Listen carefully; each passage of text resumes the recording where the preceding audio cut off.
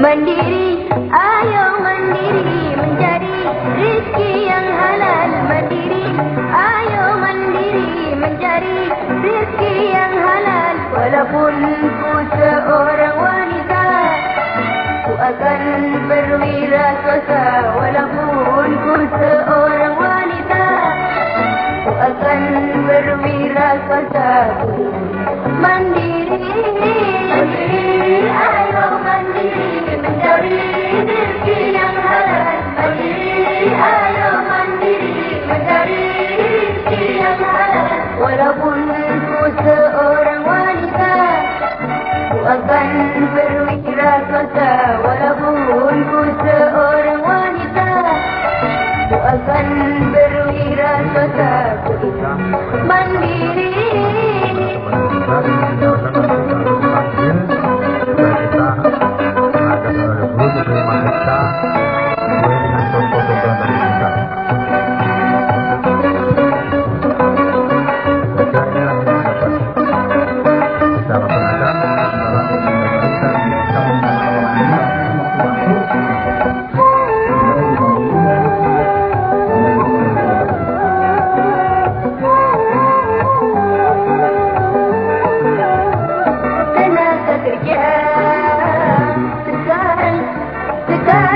Jadi masalah karena banyak remaja putus sekolah.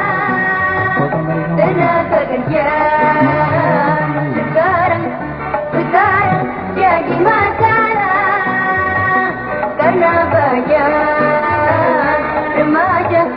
remaja putus sekolah. Setelah ku sadari betapa pentingnya peranan kaum wanita, janganlah cuma di dapur.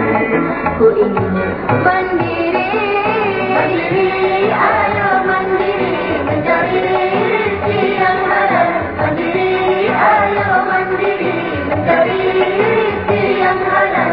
Walaupun ku seorang wanita, ku akan berwirausaha. Walaupun ku seorang wanita, ku akan berwirausaha.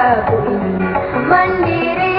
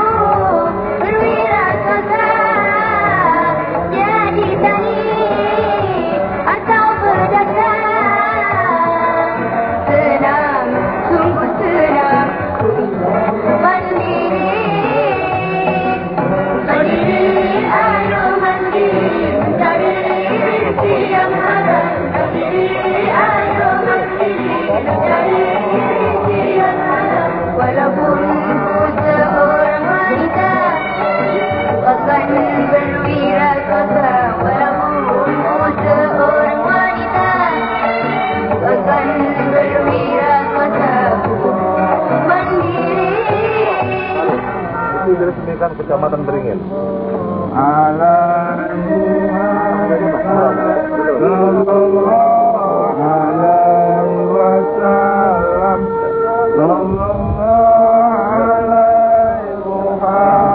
Surau, Pantai Labu, tempat mancing ya.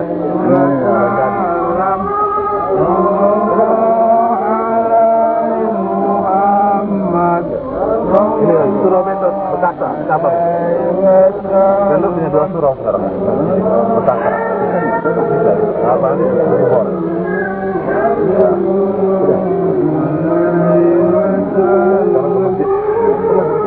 Surau ya. Surau.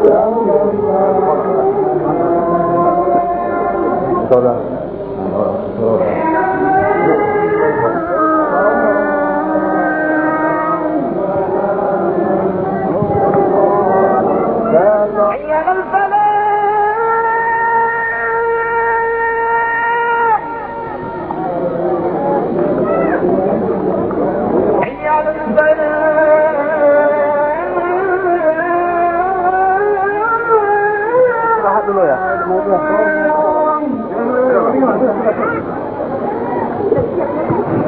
Pemberitahuan kepada abang-abang pengurus suruh pos radio supaya masuk ke ruangan dan menduduki tempat yang telah disediakan. Assalamualaikum warahmatullahi wabarakatuh. Oleh karenanya kami mengucapkan selamat datang kehadiran yang mulia ayat dulu dalam acara pelantikan pengurus surau se-DKI 4 Kabupaten Deli Serdang Kota Madiun sendiri.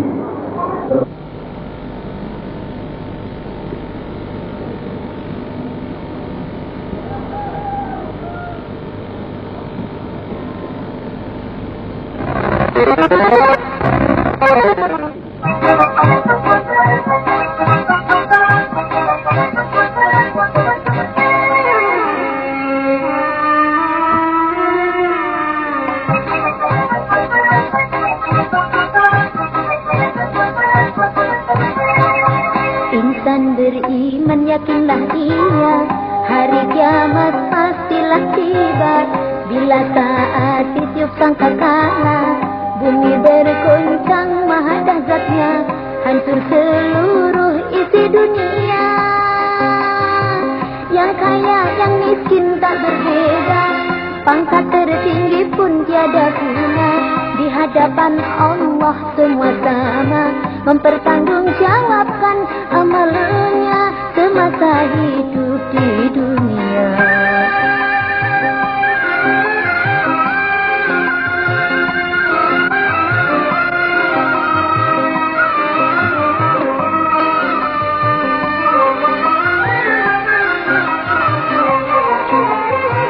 Tiba saat ditiup sangkakala, manusia dibangkitkan dari kuburnya.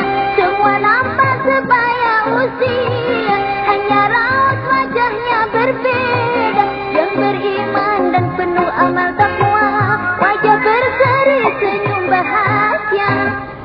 Yang zalim, durhaka, rasa takut dan kecewa selamanya kan tersiksa di dalam api neraka. Insan beriman yakinlah ia, hari kiamat pastilah tiba. Bila saat ditiup sangkakala, bumi bergoncang maha dahsyatnya, hancur seluruh isi dunia. Yang kaya yang miskin tak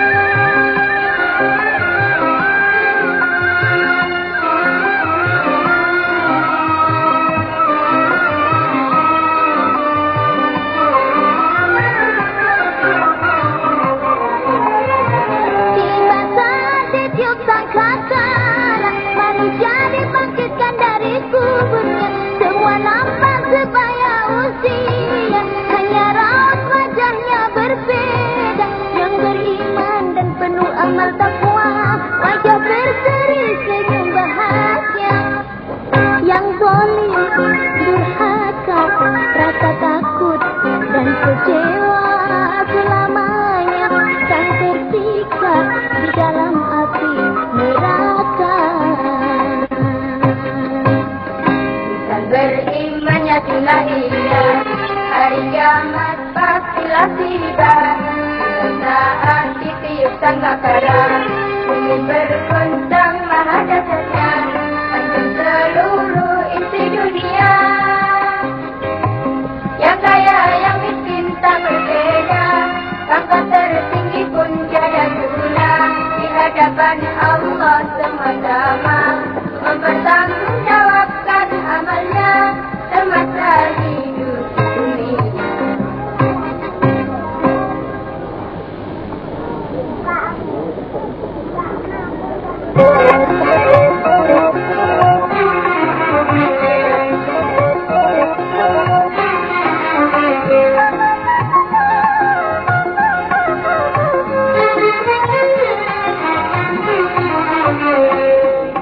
Dengarlah laguku ini sekedar menghibur hati, tak ada guna bersedih apa yang telah terjadi. Janganlah putus asa, kita tak sampai. Dengarlah laguku ini sekedar menghibur hati, tak ada guna bersedih apa yang telah terjadi. Janganlah putus asa, kita tak sampai.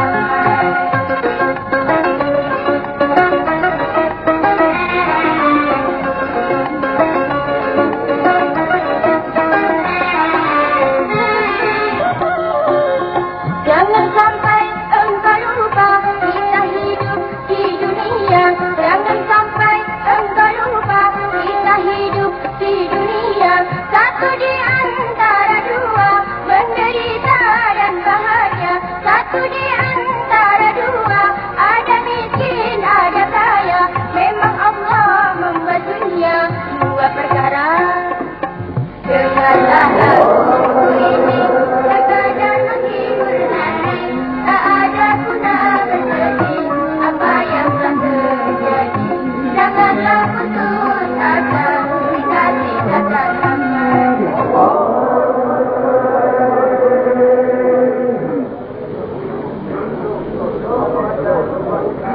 Allahu Akbar, Allahu Akbar, Allahu Akbar, Allahu Akbar,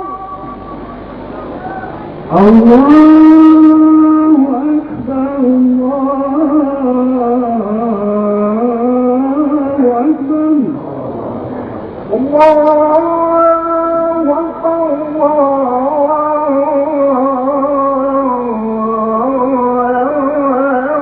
Allahu Akbar, أشهد أن لا إله إلا الله.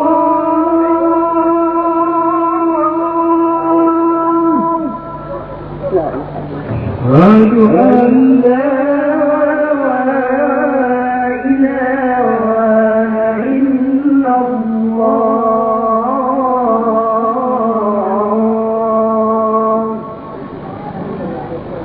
أشهد أن محمد رسول الله.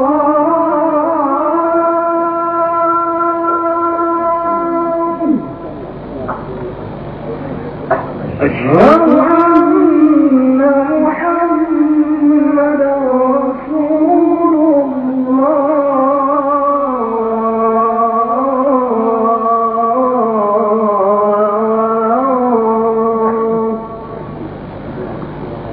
حي على الصلاة،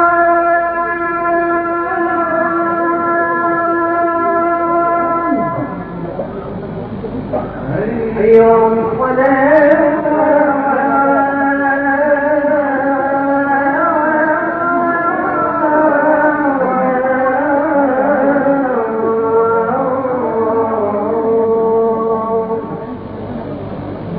حي على الفلاح.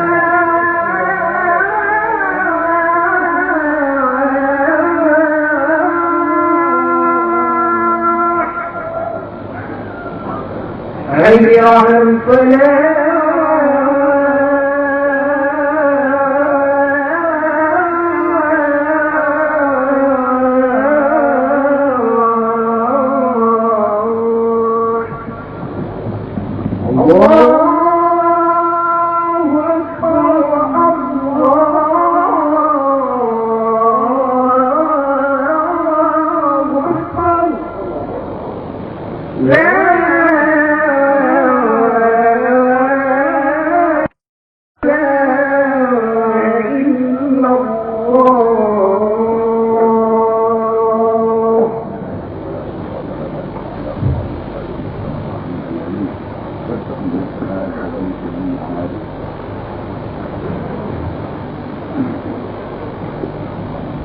Asyhadu an la ilaha illallah wa asyhadu anna Muhammadan abduhu wa rasuluh.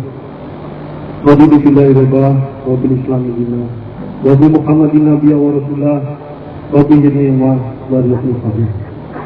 Segala puja dan puji kita sampaikan, kita haturkan kepada Allah Subhanahu wa taala yang telah memberikan waktu rahmat dan dayanya kepada kita sekalian hingga kita bisa berkumpul di sini.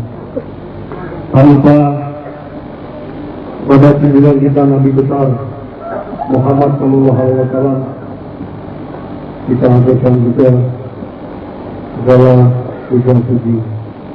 Tak lupa yang kita kasihi dari orang yang maha mulia yang ada dulu, yang pada hari ini tepat dari dua sisi hadapan yang berbeda dari kecilnya. Bukaan oleh protokol Semawayung Ilahi. Ketiga adalah rangkaian ceramah kebesaran yang mulia Ayahanda Guru dalam mengembangkan zikrullah di tanah Jawa, khususnya di pusat tanah Jawa, dilanjutkan dengan uraian silsilah yang mulia Ayahanda Guru bersembahan. Dilanjutkan kemudian dengan nyanyian pujian oleh ansor, fatwa dan doa yang maha mulia Ayahanda. Selanjutnya adalah pemotongan tumpeng persembahan doa Ayahanda Guru. Penutup dan dilanjutkan yang terakhir adalah peresmian pabrik dan taman Anissa.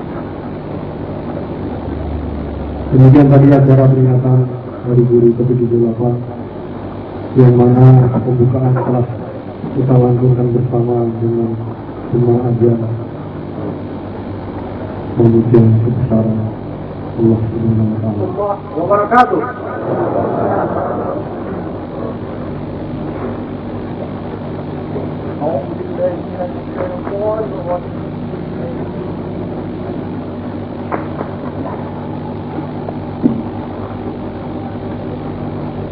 Bismillahirrahmanirrahim.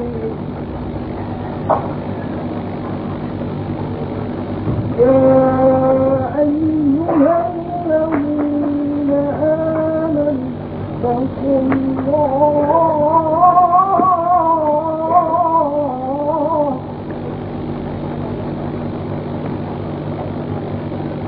wabtaghu ilayhi al-wasilata wajahiduu fi sabilihi la'allakum tuflihun.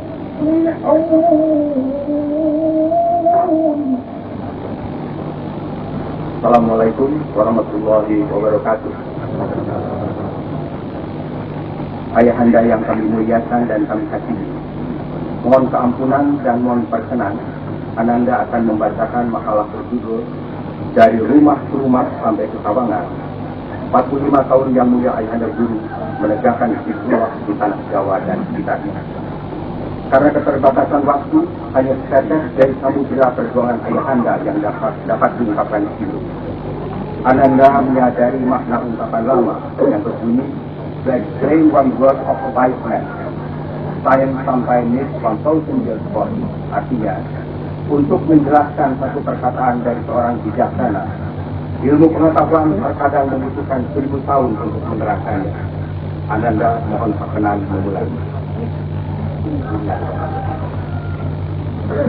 Tahun 1950, 45 tahun yang lalu, seorang guru muda dari SMA Negeri Bukit Tinggi tiba di Jakarta untuk mengikuti penataran ilmu pertanian di Kota Bogor. Guru muda dari SMA Bukit Tinggi itu tidak lain adalah Yang Mulia Ayahanda Guru kita, yang kita kasihi, yang saat ini hadir di tengah-tengah kita untuk merayakan hari kepusaran beliau yang ke-78. Alhamdulillahirabbil alamin. Allahumma sholli ala sayyidina Muhammad wa ala alihi Muhammad. Beberapa tahun kemudian, tepatnya sejak tahun 1956, Ayahanda Guru kita sering datang ke Jakarta untuk keperluan dinas dan keperluan pribadi. Sudah tentu kedatangan beliau selalu disambut dengan gembira dan penuh rasa syukur oleh murid-murid beliau di Jakarta yang pada waktu itu jumlahnya belum begitu banyak para murid perintis. Sekalipun kedatangan beliau di Jakarta untuk keperluan dinas atau keperluan pribadi dan keluarga, tetapi kesempatan itu selalu beliau gunakan untuk menjelaskan Tarikatullah dengan memasukkan mereka yang berminat mendalami dan menerapkan metode ilmu guna meraih hidup. Kegiatan ini mula-mula beliau lakukan di antara keluarga dan teman-teman baik beliau, kemudian meluas dengan keluarga dan teman-teman mereka. Sekalipun kegiatan ini lebih sering dilakukan dari rumah atau dari wisma satu instansi atau wisma instansi lainnya, tetapi ternyata jumlah murid-murid beliau di Jakarta dan sekitarnya makin lama makin meningkat.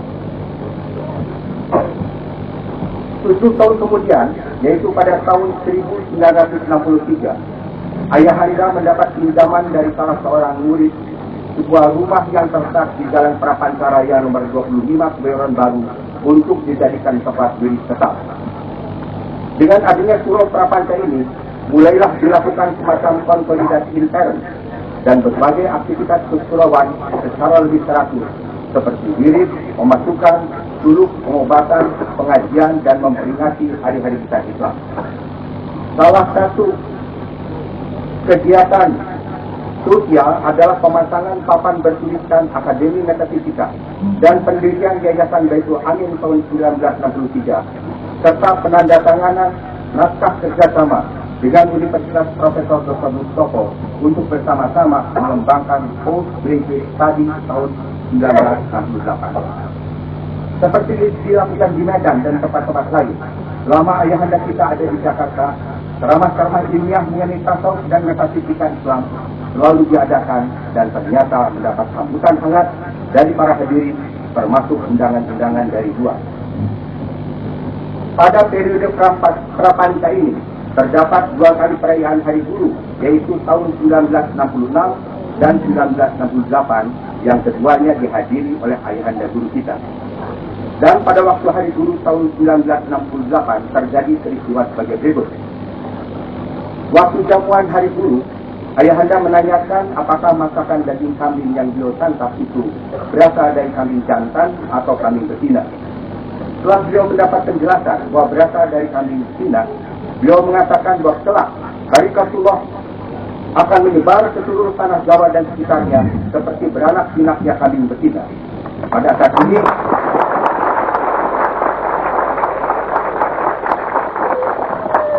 ini kita semua menyaksikan kebenaran ucapan beliau. Allahu Akbar. Kegembiraan perayaan Hari Guru 1968 ini tampaknya merupakan juga jamuan perpisahan. Karena pada tahun itu juga yang mulia ayahanda guru kembali ke Medan dan baru berkunjung lagi ke Jakarta tahun 1979, 11 tahun kemudian.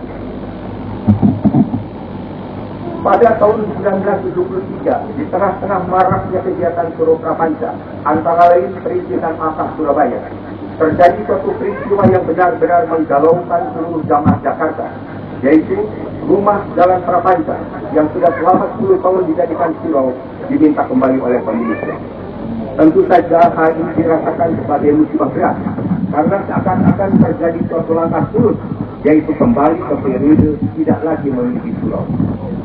Sekalipun sangat berat dirasakan oleh seluruh warga surau, namun kebesaran dan keikhlasan hati yang mulia ayahanda guru kita dalam mengembalikan surau Prapanca benar-benar dapat menyejukkan semua pihak.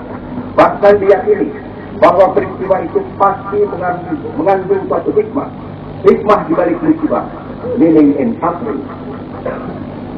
2 tahun Palpa Surau antara 1973 dan 1975 merupakan periode yang paling sulit bagi jamaah Jakarta. Tak ubahnya seperti kesatuan militer tanpa markas besar. Berkat syafaat yang mulia ayahanda guru yang tidak pernah mundur bila sudah memulai suatu pekerjaan mulia, jumlah jamaah tidak pernah berkurang. Bahkan dari diri ke diri, orang-orang yang masuk tarikat makin lama makin bertambah.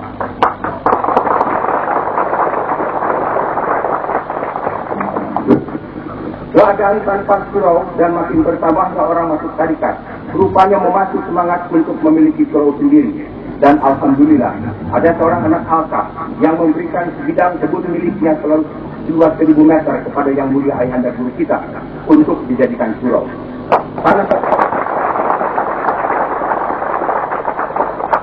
Tanah tersebut terletak di kawasan Cilandak yang pada waktu itu merupakan daerah pinggiran Jakarta Selatan yang masih penuh hutan dan kebun-kebun rakyat. Rupanya itulah hikmah rumah Prapanca dikembalikan kepada pemiliknya, yaitu kita memiliki surau sendiri. Alhamdulillahirabbil alamin. Surau Cilandak mulai berfungsi antara tahun 1974-1975. Diawali dari sebuah gubuk berdinding papan, berlantai tanah dengan sumur bertimba yang cukup dalam. Listrik pun waktu itu belum masuk, penerangan cukup dengan menggunakan lampu senter minyak tanah. Tempat sholat dan diri terbuat dari papan yang dinaikkan sekitar setengah meter dari tanah. Tidak jarang, binatang-binatang melata seperti kelabang dan sapi seribu naik dari tanah ke atas surau. Untuk sampai ke surau harus berjalan kaki melalui jalan tanah panjang hampir 1 kilometer yang sangat becek kalau turun hujan. Sekalipun tempatnya benar-benar sangat memprihatinkan, tetapi anehnya, setiap malam wirid tetap ramai dan yang masuk makin hari makin banyak. Rupanya fadilah amalan zikrullah telah mulai dirasakan para jamaah, sekaligus menggenapi sabda Rasulullah SAW yang mengatakan bahwa apabila nur itu telah turun di suatu tempat, wajib kita mendatanginya, sekalipun harus merangkak untuk harta.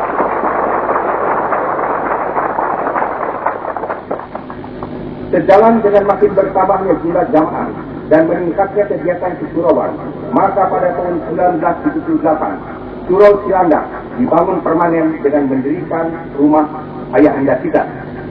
Tanggal 23 Februari 1979, Surau Cilandak mendapat anugerah maha besar, yaitu Yang Mulia Ayahanda Guru berkenan mengunjungi Jakarta setelah 11 tahun beliau kembali ke Medan pada tahun 1968.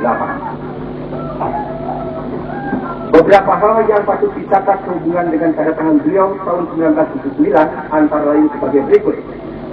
Pertama, hampir setiap hari Minggu, ayahanda kita mengadakan ceramah dengan mengundang orang-orang luar. Tempatnya di halaman surau di depan rumah beliau dengan memasang tenda.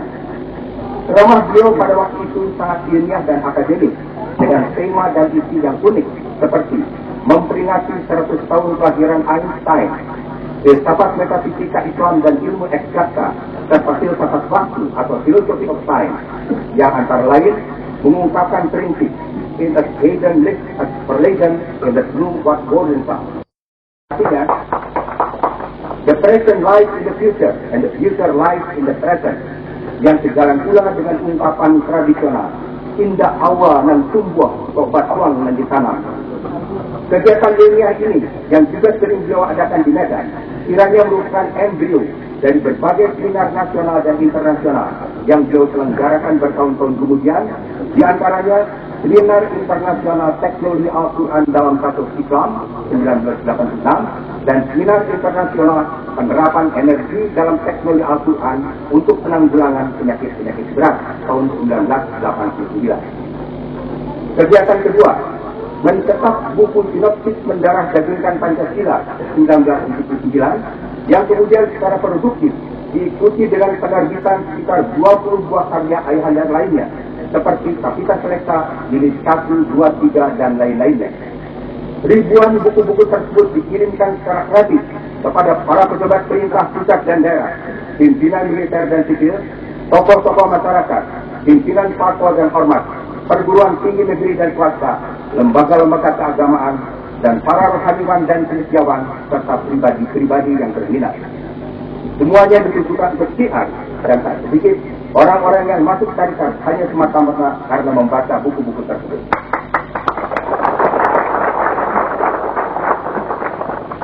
Ketiga, waktu Yang Mulia Ayahanda tahun 1979 ada di Jakarta, beliau pernah berjalan-jalan ke kota Bogor dan di tengah jalan tiba-tiba beliau memerintahkan untuk berbelok di sebuah kampung yang sangat sepi dan berhenti sejenak di muka sebidang tanah entah milik siapa. Beliau hanya mengatakan tanah ini bagus untuk surau. 11 tahun kemudian, tanah tersebut oleh pemiliknya yang ternyata anak Al-Jakarta ditibahkan kepada ayahanda kita dan sekarang berdiri di tempat ini, Surau Sawangan.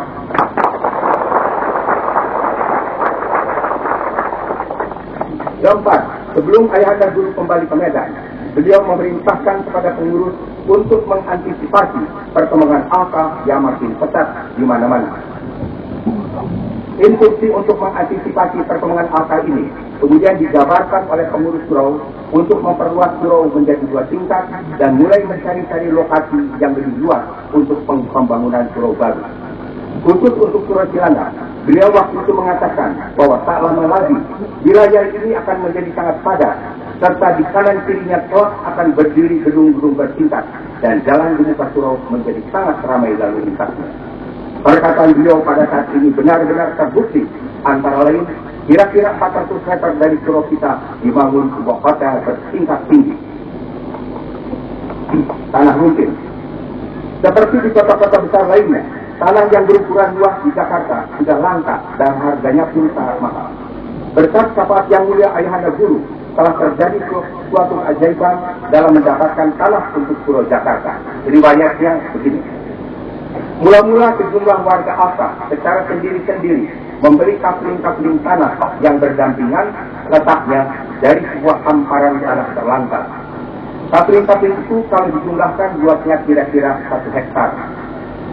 Pembelian itu dilakukan secara untung-untungan karena tanah tersebut adalah semacam tanah garapan milik negara yang sudah bertahun-tahun dimanfaatkan rakyat dan sudah berganti-ganti pemiliknya. Tanah tersebut oleh anak-anak asah tadi diberikan kepada Yayasan Surau dengan harapan siapa tahu dapat dimiliki. Perintah yang mulia ayahanda adalah untuk menyiram tanah tersebut dengan air tawadhu setiap hari yang dilaksanakan oleh anak-anak surau selama bertahun-tahun. Ternyata kemudian tanah tersebut dan tanah-tanah sekitarnya sudah dibeli oleh sebuah perusahaan Dia Estate untuk membangun sebuah kota satelit di kawasan Jakarta Selatan. Dengan demikian terjadi semacam konfrontasi antara pihak perusahaan itu dengan pihak surau.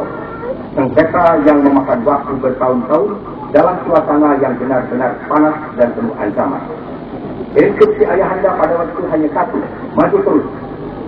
Upaya menyelesaikan secara musyawarah tidak memberi jalan keluar, sampai pada suatu hari yang terik di bulan Ramadan, terjadi pertemuan langsung antara pengurus surau dengan pemilik yang ternyata adalah seorang konglomerat yang kasar dan tanpa kompromi mengobrol ancaman. Menghadapi hal itu, salah seorang abang-abang kita secara spontan dan keras pula membalas ancaman itu dengan mengatakan bahwa kalau berani melaksanakan ancaman itu hanya 2 akibatnya, yakni gila atau lumpuh.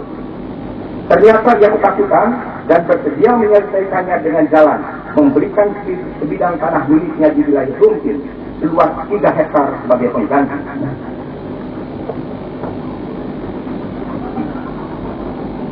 Waktu penjabatan sedang berlangsung, salah seorang anak angkat pada tahun 1990 menghibahkan sebidang tanah seluas 3.000 meter persegi kepada ayahanda guru dan mendesak pada pengurus untuk segera membangun surau di tempat itu. Tanah itu terletak di kawasan Sawangan yang 11 tahun yang lalu pernah dilihat ayahanda waktu beliau berjalan-jalan ke Bogor. Maka selama hampir 2 tahun dilakukan pembangunan surau dan rumah singgah ayahanda dan dilanjutkan sampai sekarang dengan bangunan-bangunan lainnya seperti bangunan industri Aqua Alintan yang insya Allah selesai bulan depan, sehingga diharapkan sekitar hari peringatan 50 tahun kemerdekaan RI proyek ini dapat diresmikan.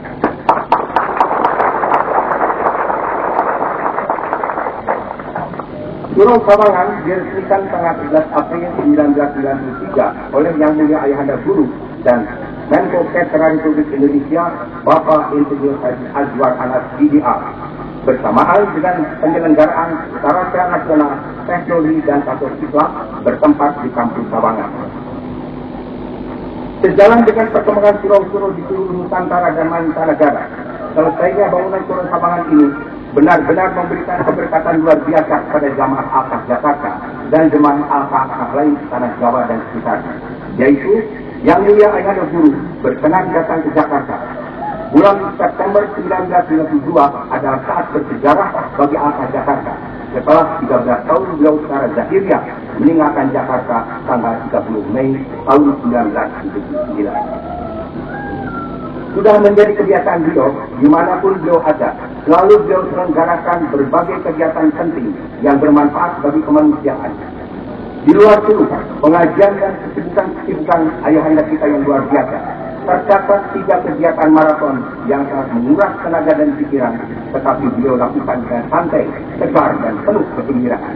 Yakni, pertama, mengikuti sidang-sidang umum MPR RI siang dan malam yang tidak jarang diwarnai perbedaan pandangan politik yang menegangkan. Terdapat beberapa keunikan selama ayahanda mengikuti sidang-sidang Majelis Permusawaratan Rakyat. Antara lain, kehadiran beliau selalu menjadi pusat perhatian anggota-anggota lain. Kalau beliau berjalan, semua mata tertuju kepada beliau dan tidak jarang ada yang spontan berdiri dan memberi hormat. Beliau pun selalu didatangi orang-orang yang seakan-akan sudah akrab betul dengan beliau. Padahal pada waktu itu baru mereka itu berjumpa dengan beliau. Hal lain adalah para ketua MPR selalu mendatangi beliau untuk minta doa agar sidang-sidang berjalan lancar. Dan terbukti, sidang-sidang MPR RI kali ini adalah paling lancar dan paling mulus selama Republik kita ini berdiri. Alhamdulillah.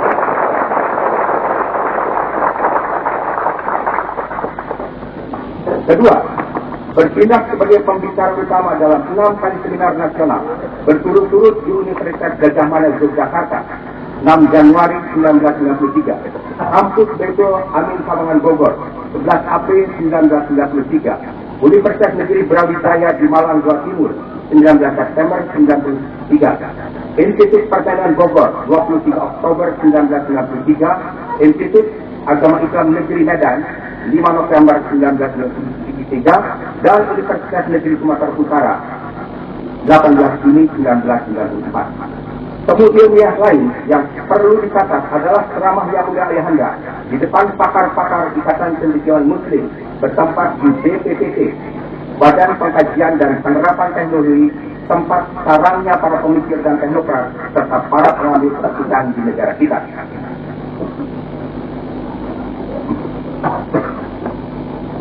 Ketiga, melakukan 3 safari jalan darat. Yang pertama dari Jakarta menuju Jogja dan kembali ke Jakarta. Kedua dari Jawa Timur menuju Jakarta. Dan terakhir yang terpanjang dari Jakarta menuju Medan melalui Bandar Lampung, Palembang, Jambi, Muara Bungo, Sawalunto, Padang, Wayan, Bukit Tinggi, Kota Pungkus, Padang Sidempuan selama 6 hari. Hal yang sangat mengharukan pada perjalanan ini adalah kesediaan yang mulia ayahanda kita untuk mengunjungi surau-surau kecil di daerah-daerah terpencil seperti Surau Brebes dan Surau Tapak Tua Anin di Padaherang, Jawa Barat yang terletak di dekat pantai selatan Laut Jawa yang terkena angker. Rangkuman. Di tanah Jawa, perkembangan Tarikat Naksabandia, pimpinan yang mulia ayahanda, diawali di Jakarta, dimulai dari rumah ke rumah sebagai tempat diri sampai memiliki surau dan kawasan sendiri. Kemudian meluas ke wilayah-wilayah lainnya. Setelah 45 tahun sejak ayahanda datang di Jakarta sampai saat ini, hampir di seluruh kota besar di tanah Jawa dan juga di beberapa pelosoknya sudah terdapat surau-surau kita, bahkan terus meluas ke Indonesia bagian timur seperti Bali, Lombok, Kalimantan, Sulawesi, dan bahkan di Irian Jaya.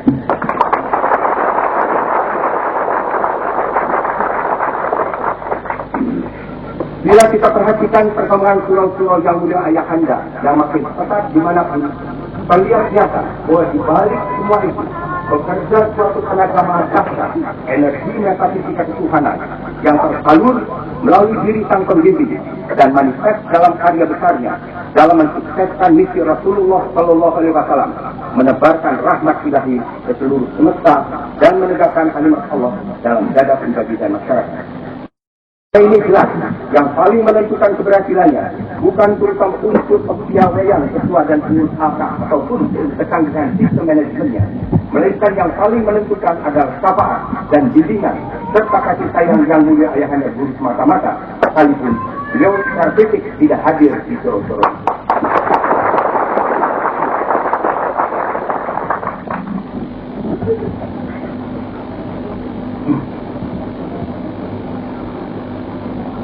Demikianlah pemaparan mengenai perjuangan yang mulia Ayahanda Guru menegakkan kalimat Allah di Jakarta dan sekitarnya. Wassalamualaikum warahmatullahi wabarakatuh.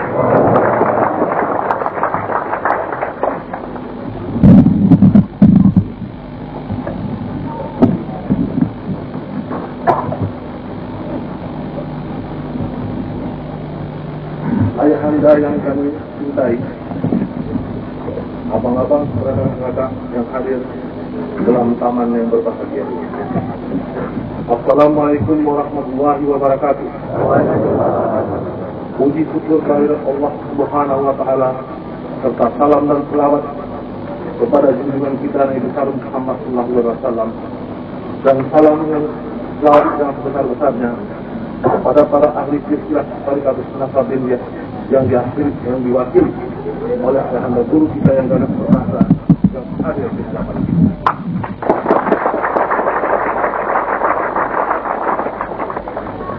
Kita telah mendengar karya daripada anak-anak Ayahanda Guru kita yang dimulai dari Sawangan, Jakarta. Tetapi karya ini adalah suatu kisah yang mewakili daripada karya anak-anak guru lain di daerah lain di Nusantara dan di dunia. Karya itu didasari dengan meletakkan Ayahanda Guru di depan dan anak-anak Ayahanda Guru di belakang, di mana Ayahanda Guru menjadikan modal untuk memenangkan semua itu. Demikian hebatlah anak-anak daripada Ayahanda Guru, bagaimana pula dengan ayah kita yang berada.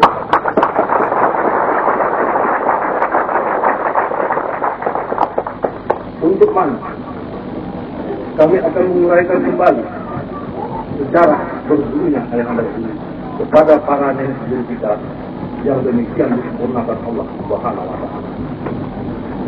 Tahun 1947 Ayahanda mula-mula sekali mengenal tarikat Naksabandi melalui nenek guru kita Maulana Syekh Sahbudin Sayur Matinggi di Tapanuli Selatan sekitar tahun 43 sampai dengan tahun 46. Berhubung waktu itu masa pergolakan, maka tampaknya Ayahanda Guru belum terlalu mendalami tarikat. Tahun 1947 Ayahanda Guru mengikuti tarikat Naksabandiyah nenek guru Syekh Muhammad Hasim Wayan hanya syarat mengikuti sholat. Nenek guru Buaya adalah guru murid daripada nenek guru di Huta Pungkut, dan juga murid nenek guru di Huta Pungkut adalah murid daripada seorang syekh yang terkenal di Jabal Kubis, yaitu moyang guru Syekh Sulaiman Guru. Nenek guru di Buaya memiliki beberapa buah kelebihan. Yang pertama,